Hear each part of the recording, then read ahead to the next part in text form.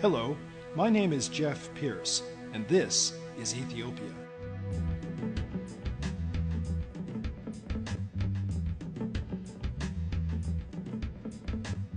I want to tell you a story. It's about here, but it's really about everywhere, because something happened here that changed the entire world. Once upon a time, in 1935, there was a beautiful country, and then there was a war. Benito Mussolini wanted an empire, and he decided to invade Ethiopia to get it.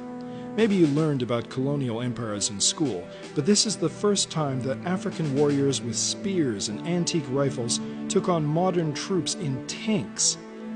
And guess what? The Africans, the Ethiopians, did a pretty good job of holding them back. But that's not even half of the incredible aspects of this story. The world cared for once.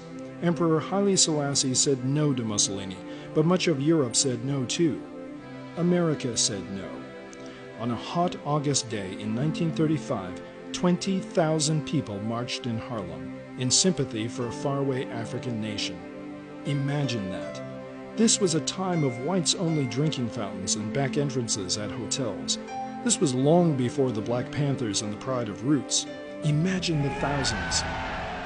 This is the epic you've never heard of, with its own amazing cast of characters. There was the con man villain Hubert Julian, the Black Eagle, and the quiet hero John Robinson, known as the Brown Condor. Celebrities weighed in on the controversy. Josephine Baker, George Bernard Shaw, Trotsky, Churchill, Gandhi, they all had opinions. Langston Hughes wrote poems about it. Marcus Garvey was fuming away writing editorials. Nelson Mandela, 17 years old, was watching and learning to hate fascism. British battleships sailed into the Mediterranean for a white-knuckle showdown with Italy. We could have had the Second World War years earlier. A Broadway play was censored over it.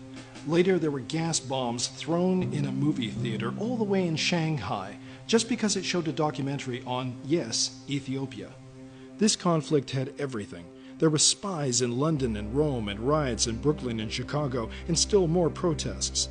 2 reporters got married while there was looting going on in Addis Ababa. And the war had its own share of atrocities and massacres. So my own estimate is that about 18 to 19,000 people died, which is a little less than 20% of the Ethiopian population of Addis Ababa at that time. No war crime trials were ever held, despite the fact that there were concentration camps and scores of people were slaughtered across the country. Mussolini was determined to put his jackboot down on an innocent people and stamp his face on a nation abandoned by their allies. And yet, this is not just another tale of tears about Africa. This is a story about a courageous people who fought back. They had their own heroes in the struggle, both men and women, including this young man, a boy-turned-general, Jagama Keller.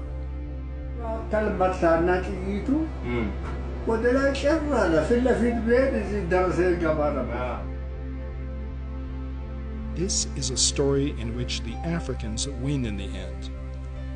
I've written a book about all of this. It's called Prevail. This is the history that you never learned about in school, about a war that changed the world. It inspired the first independence movements in Africa. It's why we had propaganda and psychological warfare in Iraq and Afghanistan.